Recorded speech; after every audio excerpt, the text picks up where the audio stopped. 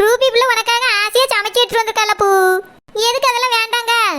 அவ உன் பொண்டாட்டி அடிபட்டிருக்கேன்னு நினைச்சு ரொம்ப வருத்தப்பட்டுட்டு சமைச்சிருக்கா. அதை வேண்டான்னு சொன்னா எப்படி? நீ சாப்பிட்டா தானே அவளும் சாப்பிடுவா. எலும்பி சாப்பிடு பூ, உடம்பு அப்பதான் தேரும். வேண்டாக்கா, எனக்கு பிடிக்கல.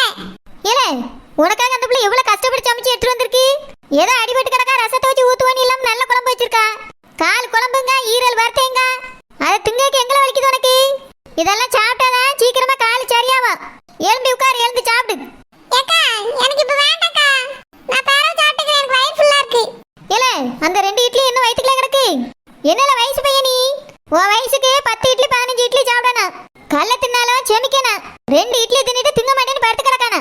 அண்ணி, அவருக்கு சாப்பாடு பிடிக்காம இல்ல, நான் சமைக்கிறது தான் அவருக்கு பிடிக்கல. என் கூட இங்க இருக்கிறதுக்கும் பிடிக்கலையா? இல்லனா அவங்க அம்மா சமைச்சு கொடுத்தா இப்ப கண்டிப்பா சாப்பிட்டுருப்பாரு. நான் சமைக்கிறதுனால தான் அவர்கிட்ட ஒரு தடவை கெஞ்சி கெஞ்சி சாப்பிட வைக்க வேண்டியதா இருக்கு. இல்ல தம்பி ஜோசப், என்னல இதெல்லாம்? அந்த பிள்ளை எதுக்குல இப்படி கஷ்டப்பட்டு பார்த்துட்டு இருக்கா? உனக்காக தான் எல்லாரும் போத்திட்டு இங்க வந்து கிடக்குது. உங்க அம்மா ஏசலாலும் தாங்கிக்கிடுது. நீ என்னதான் பேசாம இருந்தாலும் உன்னைய சுத்தி சுத்தி வருது. உனக்காக இப்படி ருசியா சமைச்சு எடுத்துட்டு வந்து பக்கத்திலே நிக்குது. இதுக்கு மேல ஒரு பொண்டாட்டி அவ என்னல செய்யணும் உனக்கு? சும்மா எல்லாத்துக்கும் அவளை குறை சொல்லிட்டே இருப்பா நீ. ஒழுங்கு மரியாதை இப்ப அந்த சோத்தை வாங்கி சாப்பிட சொல்லிட்டேன். சாப்பிடுறேன்க்கா. எலும்புல எலும்பி சாப்பிடு. அண்ணி, நீங்களும் சாப்பிடுறீங்களா? உங்களுக்கும் எடுத்துட்டு வரட்டுமா? வேண்டாம் பூ, தம்பி சாப்பிடுங்கல்ல, சாப்பிட கொடு. நான் வீட்டுல போய் சாப்பிட்டுக்கிறேன். பிறகு வாரேன். அவனை நல்லா பாத்துக்க பூ. சரி அண்ணி. ஏங்க, எழுந்துருங்க. நீங்களே சாப்பிடுறீங்களா இல்லனா ஊட்டி விடட்டுமா? நானே சாப்பிடுறேன்.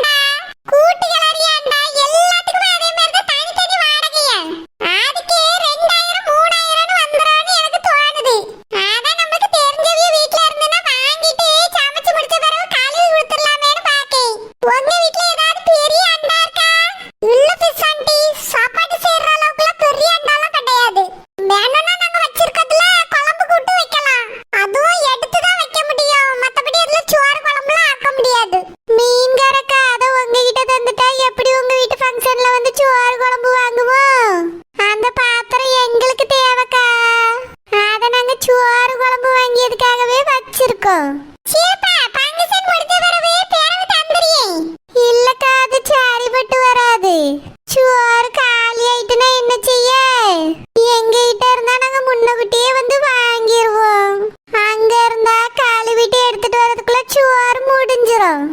நீங்க வேற யார்ட்டையாவது கேட்டு பாருங்கக்கா. கூட்டு குழம்பு வைக்கிறதுக்குலாம் ரெடி பண்ணிட்டேன். ஆனா சோறு பொங்கியதுக்கு தான் அண்டா கிடைக்கல. பிசாண்டி கரண்டி கரண்டி தான் நம்ம வீட்லயே கிடக்குதுலம்மா. சின்ன சின்ன கரண்டிகள் கிடக்குது, அது போதும். பிசாண்டி சோறு கிண்டதுக்கு வேணும்ல, பெரிய கரண்டி தேவைப்படும். அதே மாதிரி குழம்புக்கும் பெரிய கரண்டி தேவைப்படும். அப்புறம் சோறுக்கு மூடி வச்சு வேக வைக்கிறதுக்கு ஒரு பெரிய தட்டு தேவைப்படும். அதே மாதிரி பெரிய அண்டாவும் தேவைப்படும். இதெல்லாம் மட்டும் நீங்க வெளிய வாங்கிரணுமா? அதுதானே வாடகை ஜாஸ்தி. ஒரு நாளைக்கு 150 தான் 200 தான் கேட்காவே. அதிகமா செலவு பண்ண கூடாதுமா. அதனால தான் வீடு வல்ல இருக்கான்னு கேட்டுட்டு இருக்கேன். சிசாண்டி அப்படினா ஒரு ஐடியா இருக்கு. என்னதுமா? செல்லமாண்டி இருக்காவல்ல, அபியட்ட பெரிய அண்டா கரண்டி எல்லாமே இருக்கு. கடைக்கு சமைக்கிறதுக்காக வச்சிருக்காவே. அபியல தானே சமையலுக்கு புக் பண்ணி இருக்கியே. பேசாம அவியலே இந்த ஐட்டத்தெல்லாம் கொண்டு வர சொல்லிருங்க. ஆமா மீன்காரக்கா, வாங்கிட்டு கழுவி கொடுத்துருங்க. இத நான் யோசிக்கவே இல்லையே, செல்லமாட்ட இருக்காதுன்னு நினைச்சிட்டேன். சிசாண்டி அவிய கடைக்கு தேவைப்படான்னு வாங்கி வச்சிருக்காவ. அதே மாதிரி அந்த குழந்தை இருக்கால, அவளுமே பெரிய அண்டா கரண்டி எல்லாம் வச்சிருக்கா. ஆனா நீங்க அவட்ட போய் கேட்டீங்கன்னா கண்டிப்பா காசுக்கு தான் தருவா, இலவசமாலாம் செய்ய மாட்டா. நீங்க செல்லமாட்டிக்கிட்டே கேளுங்க, அவிய இலவசமா தருவாவ. ஏன்னா அவிய தானே உங்களுக்கு சமைச்சு தர்றாவ, அவியல தானே புக் பண்ணி இருக்கியே. சரிம்மா, நான் செல்லமாட்டியே போய் வாங்கிக்கிடி. மீன்காரக்கா, அப்புறம் உங்ககிட்ட ஒண்ணு கேட்கணும். என்ன விஷயம் சிலுப்பா? அந்த பையனுக்கு எப்படிக்கா இருக்கு? எந்த பையனுக்கு? அதான்க்கா அந்த ஜோசப்புக்கு இப்ப எப்படி இருக்கா? நீங்க போய் பாத்தீங்களா? இல்ல சிலுப்பா, ஏதோ அடிபட்டிருக்குன்னு சொல்லிக்கிட்டாவ. நான் போய் இன்னும் பார்க்கல. அன்னைக்கு நிச்சயத்துக்கு சொல்றதுக்காக வீட்டுக்கு போயிருந்தேனா, அப்ப அடிபடையில. அதுக்கு வரவுதான் அந்த பையனுக்கு அடிபட்டிருக்கும் போல. நிச்சய வேலையில அங்கேயும் இங்கேயும் அலைஞ்சிட்டு இருக்கேனா, எங்கேயும் போக முடியல சிலுப்பா. நானும் உங்களை மாதிரி கேள்விதான் பட்டேன். ஆமா, உங்களுக்கு யார் சொன்னா? மீன்காரக்கா, அது வந்து என் மகதான்க்கா அந்த பையனை அடிச்சு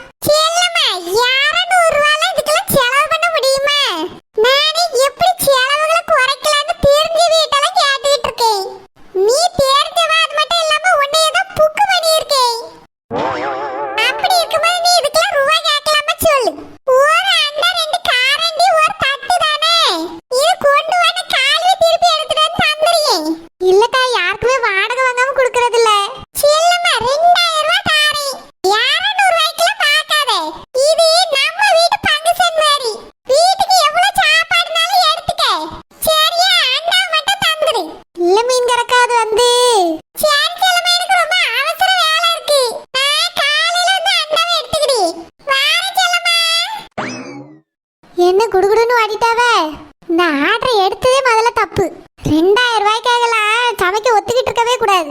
இதுல அண்டாவை வேற இலவசமா கேட்காவ. அந்த சௌமியை முதல்ல தூக்கி போட்டு மிதிக்கணும். அவதான் எல்லாத்துக்கும் காரணம். அவிய வீட்டுல அது இருக்கு இது இருக்குன்னு அனுப்பி விட்டுருக்கா. இனிமேட்டு எவ கேட்டாலும் சரி நானே வாடகைக்கு தான் வாங்கி வச்சிருக்கேன், வாடகை தந்துட்டு வாங்கிட்டு போங்கன்னு சொல்லணும். ஆனா இவளுக்கு சொந்தமா இருக்குன்னு தெரிஞ்சு போச்சே, வாயாம ஃபங்க்ஷன் வந்தோடனே வந்து கேட்பாப்ல. பேசாம வித்துட்டேன்னு சொல்லிட வேண்டியதா. இன்னைக்கு இவிய கேட்பாவ, நாளைக்கு சில்பா வீட்டுல ஒரு ஃபங்க்ஷன் வச்சா அதுக்கு கேட்பாவ. வாடகை தந்துட்டு வாங்கிட்டு போனோம். பக்கத்து வீட்டுக்காரி ஏத்த வீட்டுக்காரி ஊருக்காரின்னு இலவசம் வந்து கேட்காவ. இப்படி இருந்தா நான் எப்படி பொழப்பு நடத்தியது? இதெல்லாம் வேலைக்கு ஆகாது. இனி யாராவது வந்து கேட்டாவனா அண்டாவை வித்துட்டேன்னு சொல்லிட வேண்டியதா. இந்த ஒரு தடவை மட்டும் கொடுப்போம். ஆனா மீன்கார அக்காவை நானும் என்னமோ நினைச்சேன், பயங்கர உஷாரா தான் இருக்காவ. சரோஜாக்கா கிட்ட இருந்து 1,00,000 ரூபாய் வாங்கியிருக்காவ. ஆனா எல்லாத்துலயும் கஞ்சதானம். சாப்பாடு விஷயத்துலதான் அப்படி பண்ணாவன்னு பார்த்தா இந்த விஷயத்துல அதுக்கு மேல இருக்கே. வாங்க மீன்காரக்கா வாங்க. என்ன டக்குன்னு வந்துட்டியே? ஒண்ணும் இல்ல செல்லம்மா, ஏதோ பேசிக்கிட்டு இருந்த மாதிரி இருந்து. ஒண்ணும் இல்லக்கா, ஒரே முட்டு வலியா இருந்ததா, அதான் புலம்பிக்கிட்டு இருந்தேன். அப்படியா? சரி சரி. என்ன மீன்காரக்கா, எதுக்கு வந்தியே? அது ஒண்ணும் இல்ல செல்லம்மா, உன் வீட்டுல எத்தனை பிளாஸ்டிக் சேர் இருக்கு? 2 சேர் கிடக்குங்க. எதுக்கு கேக்குறிய?